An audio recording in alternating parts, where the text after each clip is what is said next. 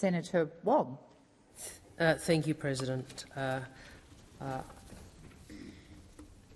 move the motion. I don't think I need to seek leave, do I? No. I move the motion in relation to Hamas attacks on Israel, circulated in my name. Unless senators wish me to, I don't propose to read it out. And can I acknowledge and thank Senator Birmingham and the opposition for their engagement on the content of this. President, the Senate must condemn these acts of evil perpetrated by a hateful group bent on the destruction of the State of Israel and the eradication of Jews. This was an attack on Israel and on the Jewish people, but it is also an attack on our collective humanity. We unequivocally condemn these attacks. We call for the immediate release of hostages.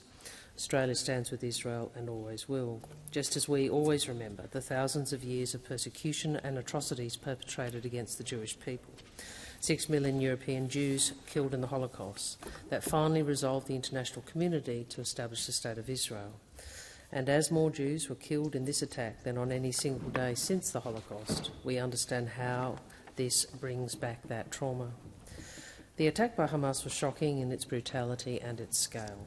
1,400 civilians murdered, 3,500 injured, 150, as many as 150 taken from Israel and held hostage in Gaza.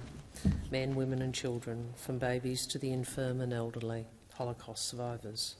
Many killed in their homes, protecting their loved ones. Hundreds gunned down at a music festival. Citizens from more than 30 nations, an Australian grandmother, Galit Garboni, among their number. Place names that days ago were probably known only to a few, now seared in our memory: Kibbutz Be'eri, Kibbutz Kfar Aza. Small, self-sustaining communities that have now experienced unimaginable horror. And I want to again express my deepest sympathies to those impacted by these heinous acts. We are shocked, we are horrified, and we grieve with you, and we affirm our solidarity with you. We do need to be clear about what has taken place here. Hamas has carried out a terrorist attack against Israel and its people. There is no justification for this attack. And in the face of this attack, as ever, Israel has a right to defend itself, to re-establish its security, to prevent such attacks from taking place again. We must also be clear, Hamas does not seek peace, nor does Hamas represent or speak for the Palestinian people and their legitimate needs and aspirations. We need to be clear in differentiating Hamas from the Palestinian people, just as we would distinguish between the Taliban and Afghans. Hamas is a terrorist group that rules Gaza with no regard for the safety and security of the Palestinian people who live there.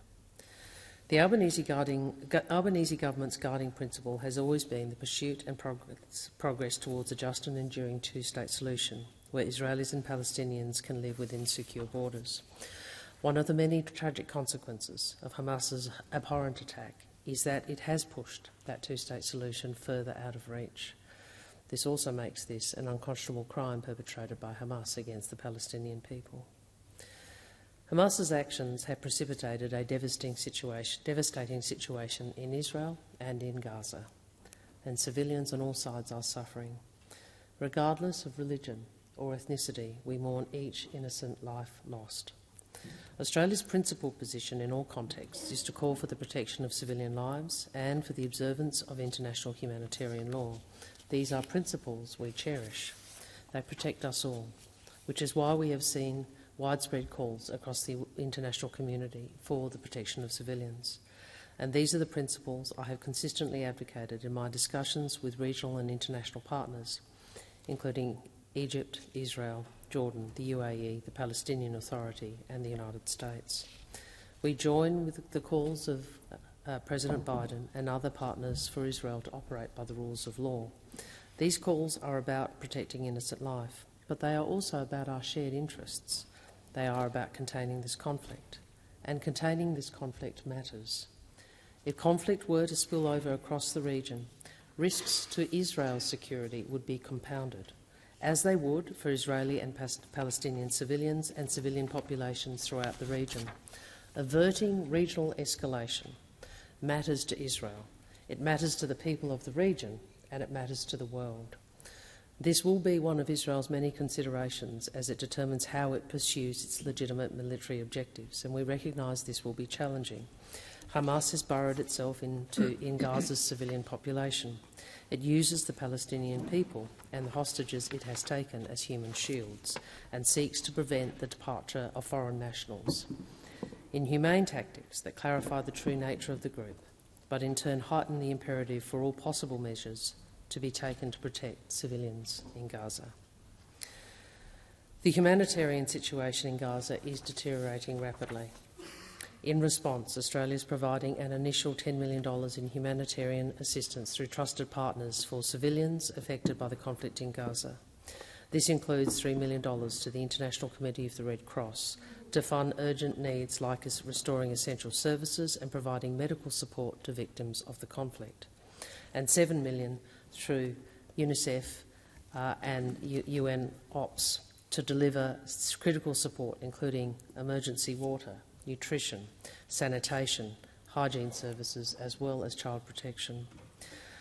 To ensure essential humanitarian relief can reach civilians affected by the conflict in Gaza, Australia calls for safe and unimpeded humanitarian access to Gaza and the rapid establishment of a humanitarian corridor. And we support the work of the United States, Egypt and others towards this goal. We will continue to monitor and assess the humanitarian situation, and we stand ready to provide further support. From the outset of this crisis, the Australian Government has been supporting Australians in Israel, Gaza and the West Bank. Last Monday, I asked my Department of Foreign Affairs and Trade to assess all options for Australians wanting to leave. We secured commercial options for assisted departures and readied the ADF to assist should commercial options no longer be viable. The first of those flights, operated by Qantas, took 238 passengers from Tel Aviv to London free of charge. Overnight, we have provided a further 3 flights, 2 operated by the Australian Defence Force and 1 government charter. In many cases, we have also been able to coordinate with countries who are facing similar circumstances. For example, Fiji, which happened to have a plane in Israel and provided 14 seats for Australians wanting to leave. I want to thank the officers of my department, members of the Australian Defence Force, all government officials who helped in this effort, including those at overseas posts and also the staff at Services Australia. I acknowledge the work of all departments and agencies through what has been a whole-of-government response. I should note we have secured flights for onward travel to Australia from both London and Dubai, and information about those onward flights will be provided directly to passengers and further details released soon. Subject to factors including the security environment, the Australian Government is planning an additional charter flight to depart from Tel Aviv to Dubai today for Australians wanting to leave. Yesterday we saw spare seats, despite them being fully allocated. Now, we can't know how the security situation will unfold. I've been saying for several days, people who wish to leave should take the first available option. People should consider that the flight I have referenced may be our last opportunity to conduct an assisted departure flight for the foreseeable future. As of this morning, more than 1,200 Australians previously registered have left Israel and the occupied Palestinian territories, including more than 400 Australians and their families on 4 Australian government-assisted departure flights. DFAT continues to assist more than 1,000 registered Australians, including 39 consular cases.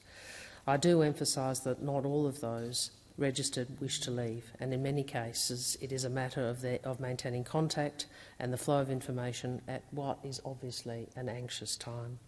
This situation is highly challenging and rapidly changing, and the government is considering whether further assisted departure flights are required. Australians in the affected areas who wish to leave and need assistance with departure should register via DFAT's crisis portal or by calling the 24-hour Consular Emergency Centre on 612-6261-3305 from overseas, or 1300 555 135 from within Australia. We will continue to provide updates to registered Australians. President, in closing, I want to reflect on the impact of this conflict here in Australia. Australians are rightly distressed by this situation, and that distress is felt most acutely in our Jewish and Palestinian communities. This is a long, complex and disputed history, deeply felt, closely to the heart of many. The lived experiences and understandings of our different Australian communities are distinct. When individuals engage in the sort of rhetoric what we have seen, regrettably, in recent days, vile anti-Semitism and the Islamophobia which is its bedfellow, it undermines some of our greatest strengths, our diversity, our tolerance, our values. This week, President Biden reminded us that history teaches us that hate towards one group left unanswered leaves open the door for more hate for more groups. So I ask all of us, when we speak, let us speak with respect. When we speak, let us speak with understanding for difference. We should reject all in this country who seek to create division. We should all be striving for unity. We reject hate and condemn prejudice and discrimination in all its forms.